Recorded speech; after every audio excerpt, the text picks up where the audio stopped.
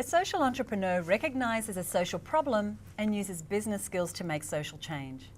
Natalie Isaacs is a mother of four with a deep concern about the world her children are inheriting. After training in aromatherapy and natural therapies in London as a young woman, she came home to Australia in 1986 to start and run her own skin and body care business. Natalie saw an urgent need to use her skills and passion as a businesswoman and communicator to take real and significant action on climate change.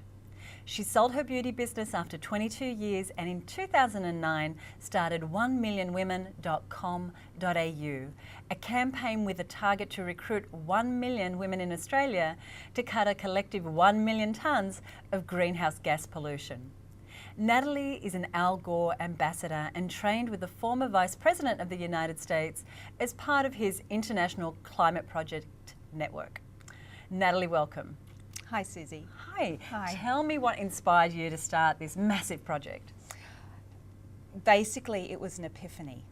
So up until the middle of 2006, I was actually doing nothing myself on climate change. So really quite embarrassing.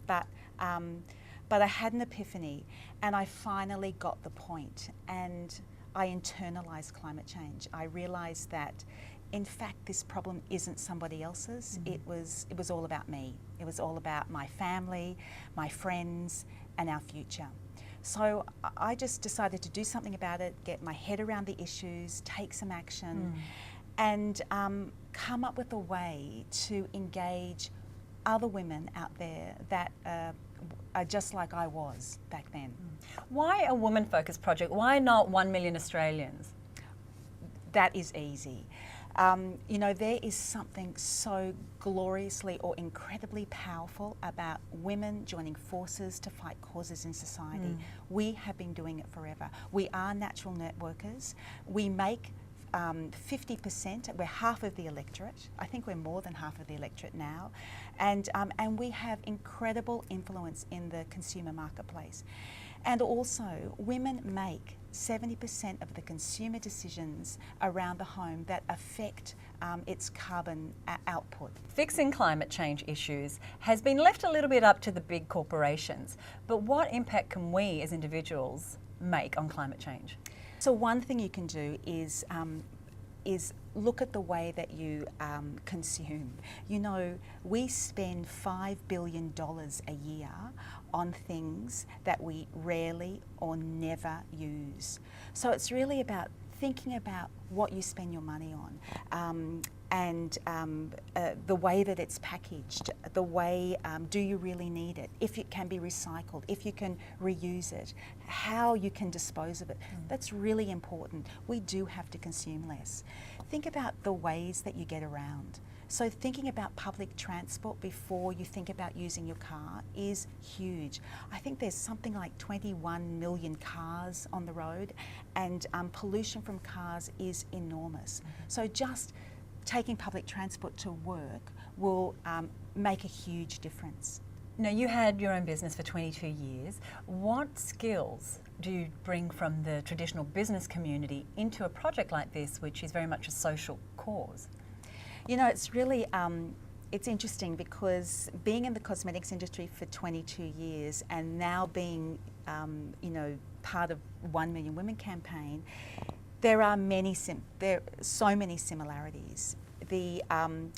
For me, my whole working career has been about engaging women. Right. So communicating to women, empowering women, training women. So that has been a really comfortable fit for me, and I've been able to bring all those skills to the 1 Million Women campaign. But even though the 1 Million Women campaign is about selling something free, it's selling behaviour change, it's still about selling. So all the principles around selling cosmetics and how you engage people and how you get a sale, all those principles still apply to trying to sell behaviour change. I want to ask you very quickly about social entrepreneurship and the role that you see it playing in the business environment in Australia. I think it's vital. It's vital because it empowers you. it empowers you to take action on so many levels.